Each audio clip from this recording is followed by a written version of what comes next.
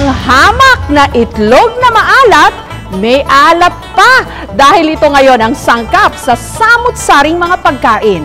Mula sa nakasanayan nating puto, bibingka, ensaymada, pati ice cream at potato chips. Pag walang ulam o sawang-sawa na tayo sa mga nakagawian nating ulam, ito ang isa sa mga madalas nating pantanggal umay. Itlog na maalat with kamatis.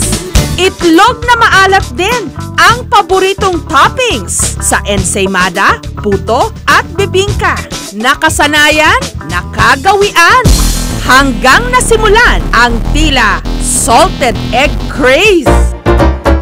Kaya ang mga nag-aalaga ng itik, kung saan nagmumula ang itlog na maalat sa Victoria, Laguna, tiba-tiba, katulad ni Rafi. May dalawang paraan ng paggawa ng itlog na maalat. Ibinababad ang itlog sa asin at tubig o yung tinatawag na brine solution. Ang tradisyonal namang paggawa nito sa pamamagitan ng clay soil. Ito yung pagkaraniwang ginagawa sa paggawa ng maalat, gumagamit ng lupa galing sa punso. Ito na yung pinaka-native ng may asin. Ito naman yung bagong nakukulik ng itlog galing sa farm. Lagay mo lang siya dyan, and then ikukulapol mo lang katapos, ilagay mo rin lang ganyan. Basta lang ang mahalaga ay completely nalalagyan ng asin. Normally, ang laman sa ganito, mga 300 pieces. So, ganun po, ulit-ulit lang na ginagawa. Taong 1986, sinimulan daw ni Rafi na mag-alaga ng itik mula sa hiniram niyang pera sa kanyang mga magulang. Nakabili siya ng 500 mga itik hanggang naparami niya ang mga ito na ngayon bumibilang na ng 8,000. At dahil uso ngayon ang itlog na maalat, tumaas din ang kanilang benta. Early in the morning, halos mga 7 to 8 o'clock, at most 9 o'clock. Wala na. Wala ka na makikita ang itlog. Nakikita mo ka na, kakaunti na lang. The demand is so great. Dahil nga, medyo ang dami rin natutong kumain. Ang salted egg craze nag-umpisa raw sa potato chips na may flavoring nito na unang pumatok sa Singapore na nakarating din dito sa Pilipinas. May pantapat dyan, si Nard, ang salted egg craft chicharon. Chicharon na may itlog na maalat. Para sa salted egg mixture, tinunaw ang margarine sa mainit na kawali at saka inihalo rito ang dinurog na pula ng itlog na maalat. Hiwalay namang iniluto ang chicharon. Ang pagluluto namin ng chicharon, we use the double fry method. Pina-fry siya in low temperature, and then we fry it sa high temperature, so flash fry naman natin. Nung naluto ang chicharon, agad itong inihalo sa salted egg mixture. Ininit natin ulit yung mixture para yung consistency niya medyo liquidy, madali natin siyang mahalo. Pagkatapos yung chicharon naman, hinalo natin na bagong luto, yung temperature niya mainit pa, mas madali niya ma-absorb yung mixture natin and mas malutong siyang lalabas. Sarap siya, malutong, kayong itlog na maalat, tama lang. Lalong-lalo na kung may inumin na beer. Marami na rin ako natikman na salted egg chip, salted egg crab and shrimp. Naisip namin paano namin may incorporate ito sa paninda namin. So naisip nga namin na i-mix siya with the chicharon. Sa restaurant namang ito sa Quezon City, matitikman ang ibang klase ng bagnet, gaya ng bagnet sisig.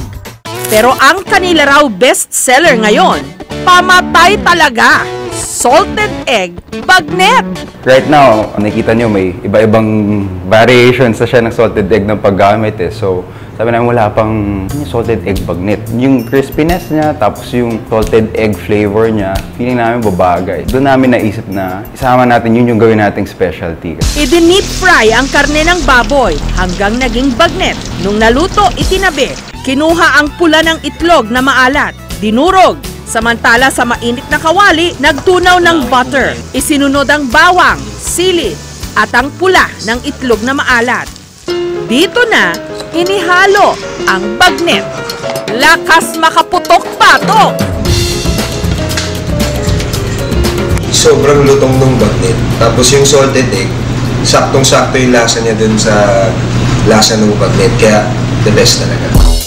Meron na ring salted egg fried chicken ngayon. Maliban sa itlog na maalat, ang isa raw sa nagpapasarap dito, ang maanghang-anghang na lasa nito. Yung chicken natin is already marinated and sliced into small pieces. Lulublog natin sa beaten eggs. Iko-coat natin siya with flour. For later, we will deep fry this. Ang gagawin naman natin ngayon is yung salted egg na mix natin. From the salted egg, i-mash natin yung pinaka-salted egg. Then, lalagyan natin ng mga secret ingredient para maging sauce siya later. Ito na ang kalalabasan ng pinaka-coating natin for the salted egg.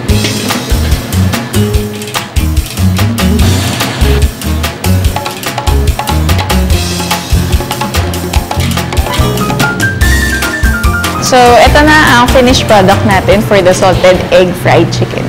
At hindi lang ulam ang merong itlog na maalat, pati desserts o panghimagas. Si Yvette, may home-based pastry shop. Ang kuya raw niyang chef na nakabase sa Singapore ang nagbigay sa kanya ng ideya na gumawa sila ng salted egg flavor ng cake, ang salted egg yema cake. Nakita ni Kuya yung need for savory and sweet na mga pagkain. Nakita niya in trend yung salted egg. So sabi niya, why not do it in a dessert form? Pinaghalo-halo ang mga dry ingredients.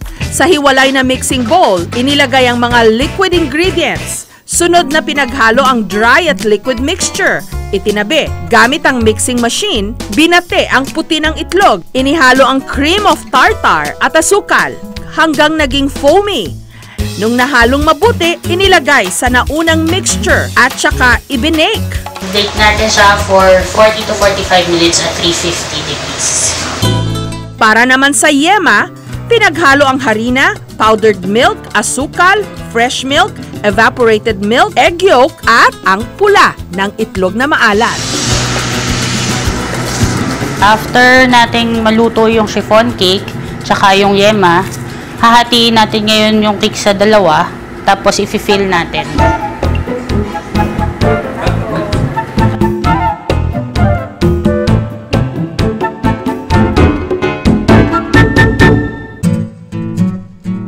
Tama-tama lang tamis niya, naghahaling tamis at alat. Ang ice cream company na ito sa Quezon City, may lasang Pinoy ang kanilang flavors.